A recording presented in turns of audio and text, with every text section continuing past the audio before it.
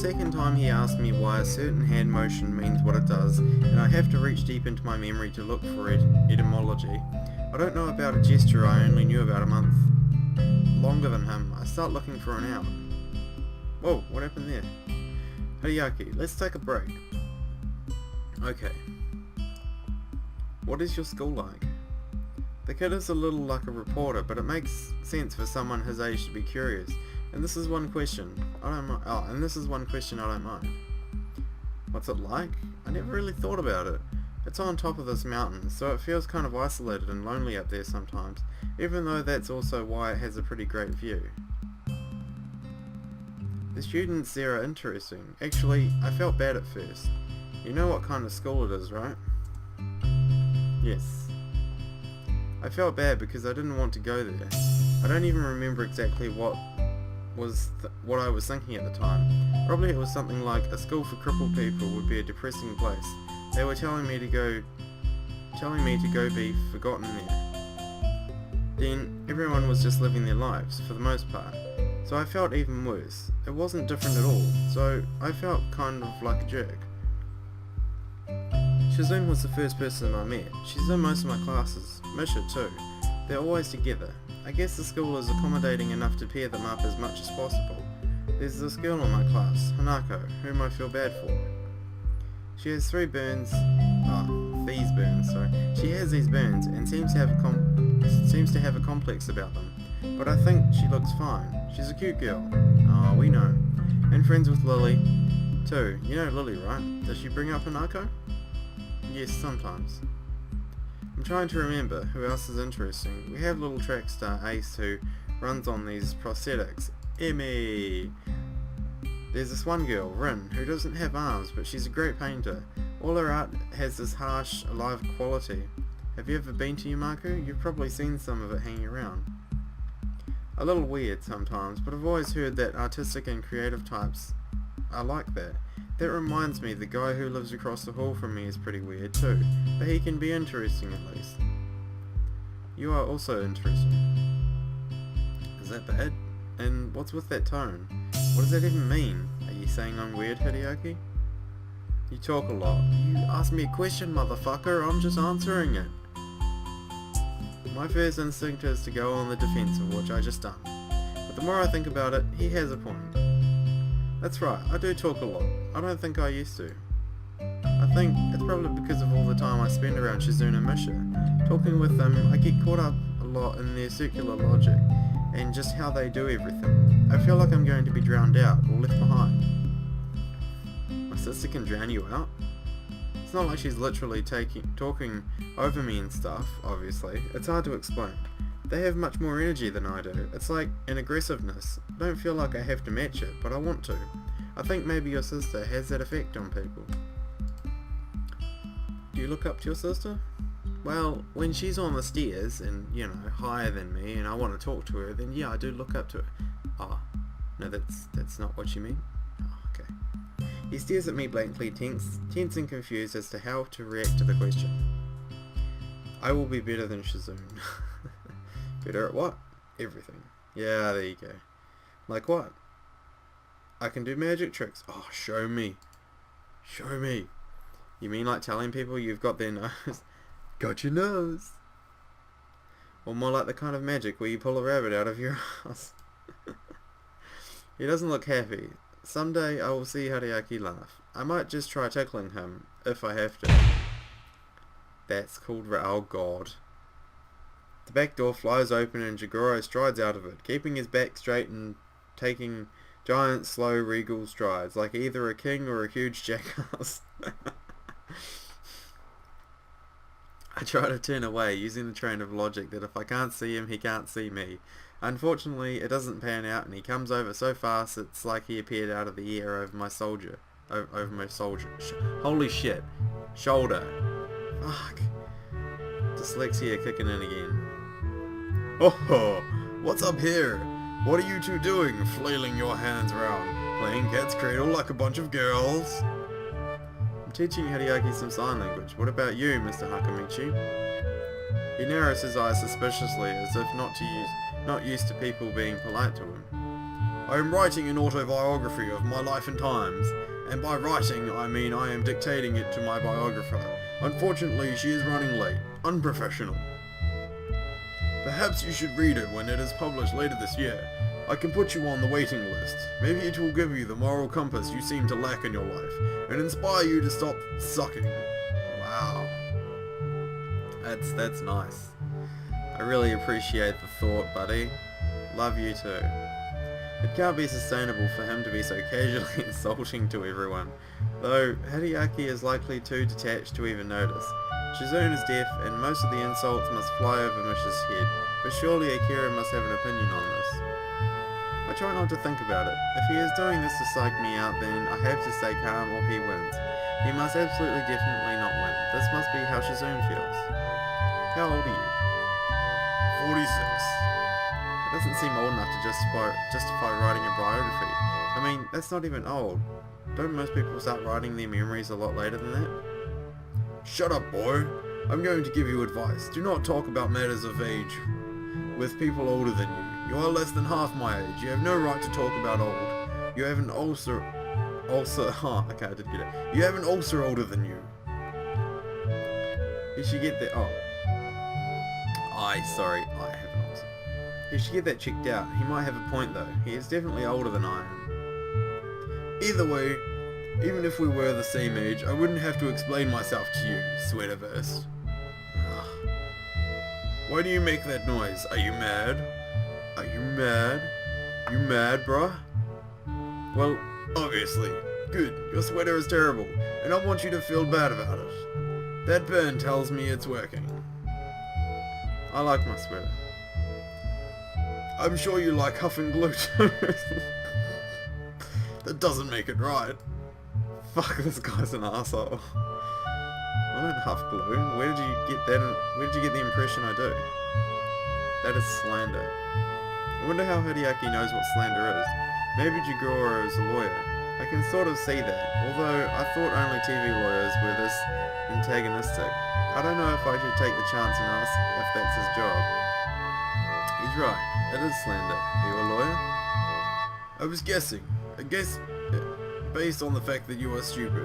It's like how you are assuming I am a lawyer, except you have no reason to think that. If you want to know what I do so badly, why don't you pre-order my autobiography? Now you are insulting my book, and by extension my entire life. What gives you the right to do that? Wait, okay, it was Jigoro. Arrogant. I'm trying to think of how I could make you understand my struggle. Maybe by beating you with my autobiography. I hope you walk away from the beating having learned a valuable lesson. Not like not making assumptions. Assault. But he made an assumption too, that I huffed glue. I consider calling him out on this glaring on this glaring example of hypocrisy, but I don't think it's worth it. He would probably explain, oh my god. He would probably explain his way out of it by saying, "Shut up, boy." Back in my day, children were seen and not heard, and to be an adult meant having experienced many hardships. With even a glance, people could instantly judge a man's character. Childhood existed only to temper you for adulthood. When you look at me, can you not see the catalogue of my experiences even at a glance? Maybe, were you a sword fighter?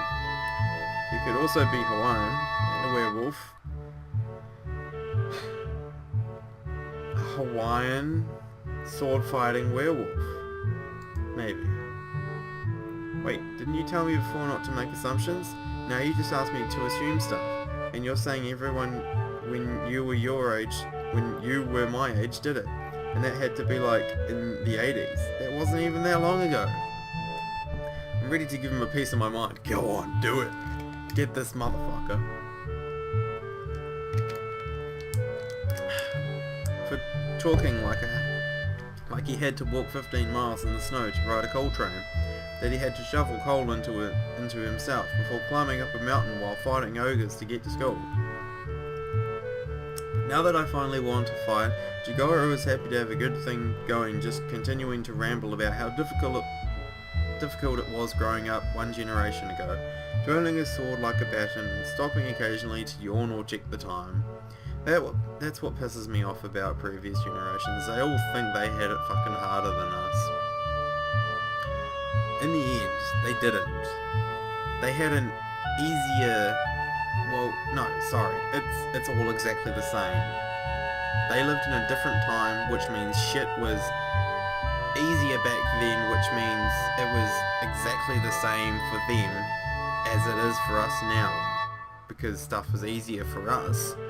Therefore, when these younger people back then are now old, they find our shit hard, such as the internet. That made no fucking sense. It made sense in my mind, but hopefully you kind of get where I'm going with that.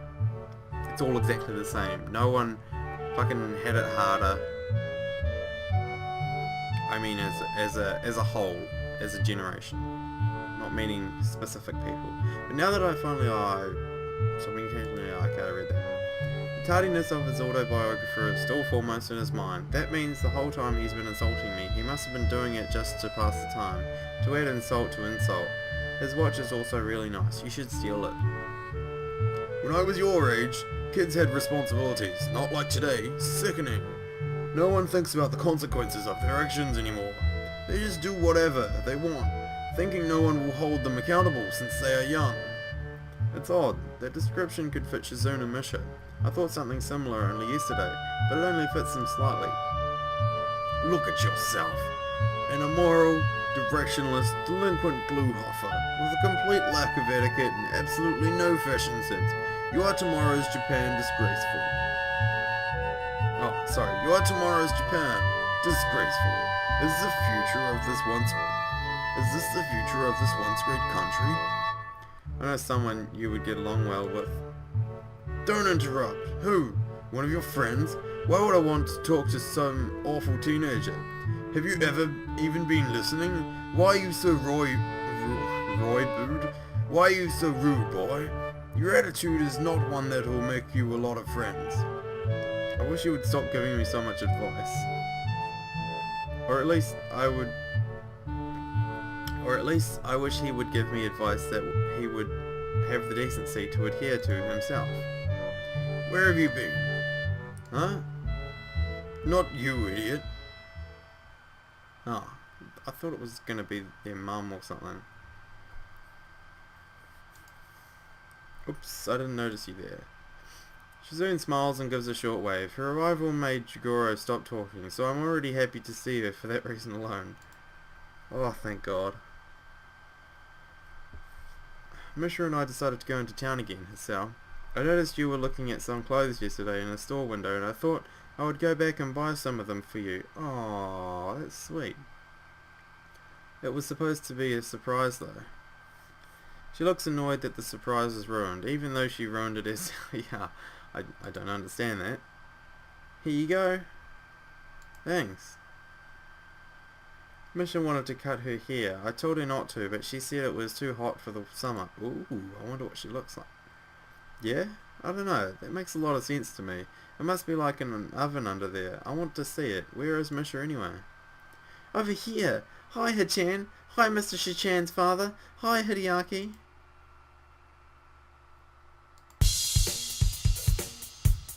Oh, wow. That's certainly different. I don't know if I really like it. It doesn't really seem like it suits Misha. To be quite honest, to be blatantly honest, I think she more or less suits her drills. I'm a little disappointed the drills are gone. Yep. Misha runs around us once in a wide circle before stopping next to Shizune. For the first time, she hasn't put her hands over my eyes. Although now I see that she has bags of her own to carry, so it's not like she could have even if she wanted to, although I am positive she's tried before. Her meticulously styled curls are gone now, in favour of a much shorter, sportier look. Misha looks even happier than usual, probably because she knows she won't have to wake up at the crack of dawn every morning just to do her hair. Actually, come to think of it, I got a haircut yesterday, and it feels so much better. I hadn't had a haircut in God, 6 months? No, that's far too long. Maybe 3 months. What is that haircut? You look like an intern. Your old haircut merely made you look like you were wearing a pink judge wig. Judge to intern is a huge demotion. Hisao, is he saying something insulting? Tell him not to insult my friends. Don't insult my friends. Which one of you is talking? Both of us. I agree with her. What do you think, Hachan? Should have kept it like it was. Oh, Hachan, you look disappointed. You don't like it either? Well, it's alright. I mean,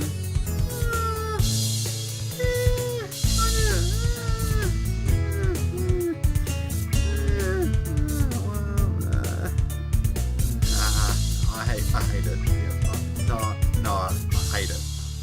No, just kidding. I'll admit I kind of liked your old haircut more. I agree. But I think this one is nice too. It suits you. In what you're wearing now, it does really suit you, to be honest. So I don't know what you would look like in your school clothes with that haircut. Or without any clothes at all, you know? Maybe we can find out. Oh, thanks, Hachan. Touching. If you like it so much, maybe you two should trade. Can't trade a haircut, douchebag.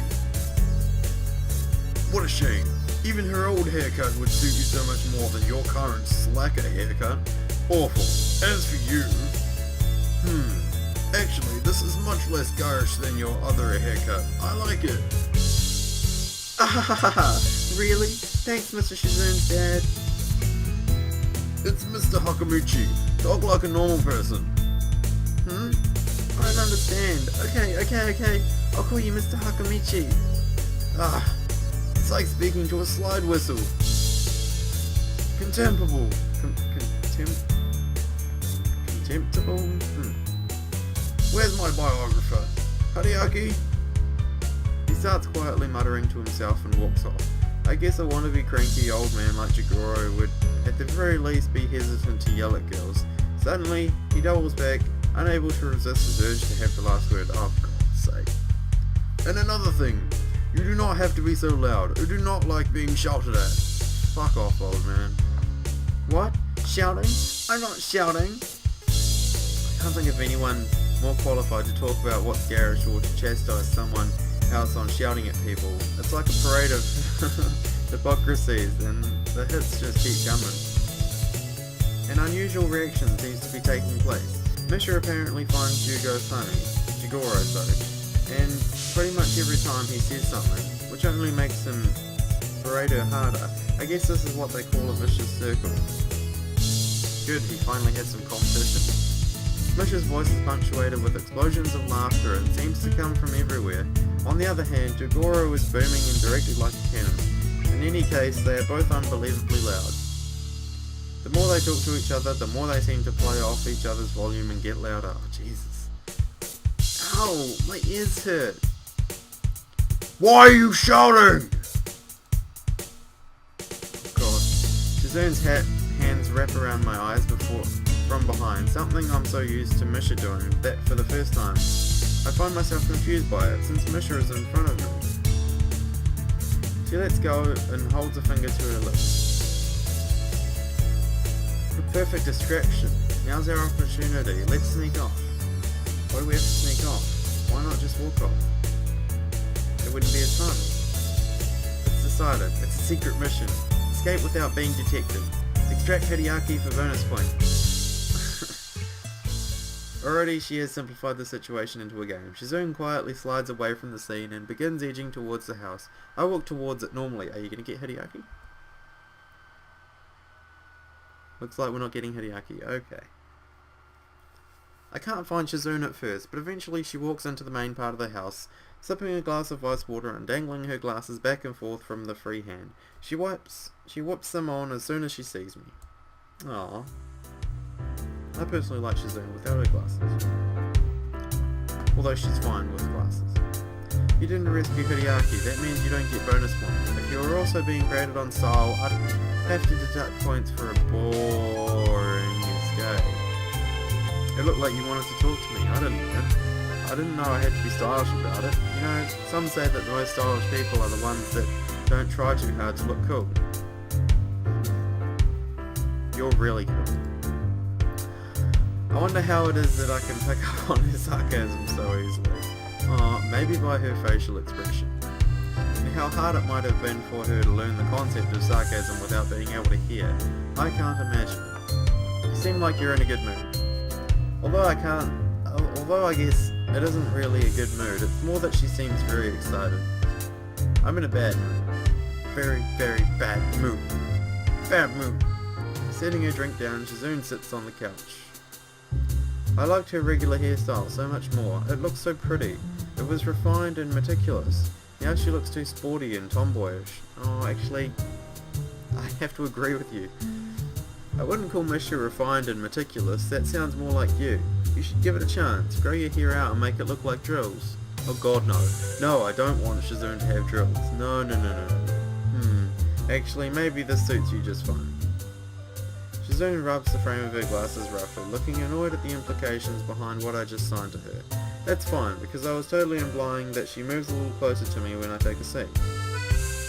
I'm a tomboy? Well, no one would call you a tomboy, based on appearances. Shizune glares at me, unamused. I have to fight to keep a straight face. Maybe you two should trade haircuts anyway. You can't trade haircuts. You sound like my father. That's true. Shizune giggles noiselessly when she sees my displeasure at the realization. Jumping to her feet, she twirls an invisible sword in her left hand while standing up, militarily straight and grimacing, a terrifying accurate impression. Anyway, I don't take advice from anyone who wears a blue sweater with brown pants. Where's your sense of colour coordination? Dreadful. Changing my haircut, that might be fun, wouldn't it be? I want to see how everyone would react. You must really like playing with people. Sometimes I think a little too much. Oh, she can play with me if you know what I mean. No answer. The way she fiddles with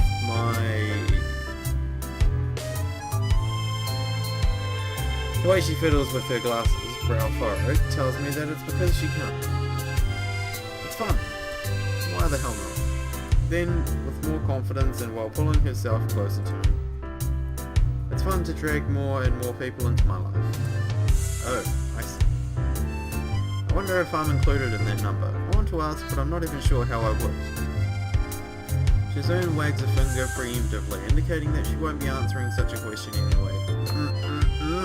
Nuh-uh. Oh. She reaches for her glass, but doesn't seem to realise how far she's managed to inch away from it all this time, to prevent herself from tripping over clumsily. Shizune tries to grab on to me and ends up pulling me on top of her. Oh. Well. Indeed. As I lean over, I can feel the heat coming off her body and realise how close we are. I can hear her soft breathing and the slight rustling of her clothes as she momentarily fidgets about. A blush starts to creep into her cheeks, but her eyes stare straight into mine, dark and unblinking. It's the same look from the first time I saw her, piercing and devoid of any clear emotions, just waiting to see what will happen next. Like the eyes of a cat, it makes me feel uncomfortable being looked at in such a way. This is the first time I've been so close to her for an extended period of time, and the mood is different now. The situation now isn't the same as the passing touching of hands or her and Misha's usual games. Shizune's fingers weave together tentatively, but she makes no move to sign. The look in her eyes isn't just nothing, like I'd thought. It's more like expectation. I wonder if maybe I've been following the string of her expectations this entire time. Oh, that was just getting intimate, and then she jumped off. Damn it. I feel her grabbing me by the shoulders and then gently but firmly pushing me off her. I roll sideways onto the soft couch and pull myself into a sitting position less than a foot from her. The way I feel, she might as well have thrown me 10 yards. When I think about it, this is perhaps one of the biggest drawbacks to sign language. Shizune said that the fact that you have to sign your words out with your hands means you have time to reflect on what to say before you say it. But on the other hand, it also seems like that would what would normally just be an awkward silence becomes an insurmountable wall, I'd just blurt out something, anything, to try and dispel the tension I'm feeling right now if I could, but I can't. Ordinarily, I think that what would be normal would be to apologise and maybe leave, but right now I wonder if that is even applicable. I can't get past how guilty such an action would seem if I were just slinking away. Of course, it's not like I can just play it off like nothing happened either. That would just be insulting to both of us. So as much as I don't want to, I apologise quickly so quickly I forget to sign it. Then I go back to my room. Oh god. Way to make shit awkward, Brody. Sighing, I let myself fall backwards into bed. I wish I could just go to sleep right now, but I feel wide awake. Maybe she's gonna come in. Oh shit! Shit's gonna go down! I sit up when I hear the door closing and open my eyes to see Shizune sitting in the chair in front of me. She begins to strip and... okay, maybe not. She asks a question that goes right over my head, due to my surprise. It's not a feeling I'm good at concealing, and I don't think it's what she intended. Whatever she was saying, she backs off and doesn't attempt to sign again for a while. This is the first time I've been in your room. Shizune tenses her fingers and puts on an exaggerated attempt to make herself look embarrassed and modest at the thought. I can't appreciate the joke. Just the fact that she's here has me feeling a bit scattered. Sorry, I need a drink. I'm losing my voice.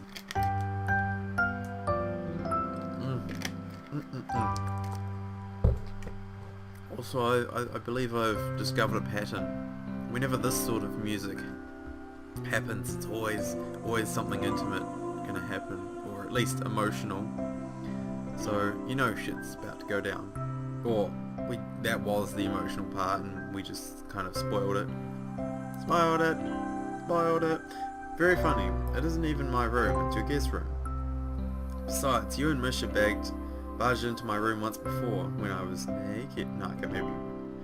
It seems as if she expects me to say more. I remember feeling very panicked when they burst into my room, afraid of what conclusions they would jump to, seeing the wall of pills lining the place. It was actually all just Viagra. I don't think that Shizune remembers though. It made you nervous. The way she says it so factually strings me.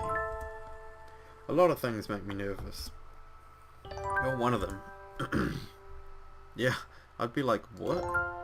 Because you're overeager to always get people involved in whatever you're doing. Whether it's joining the student council or even taking a break. Whether they want to or not.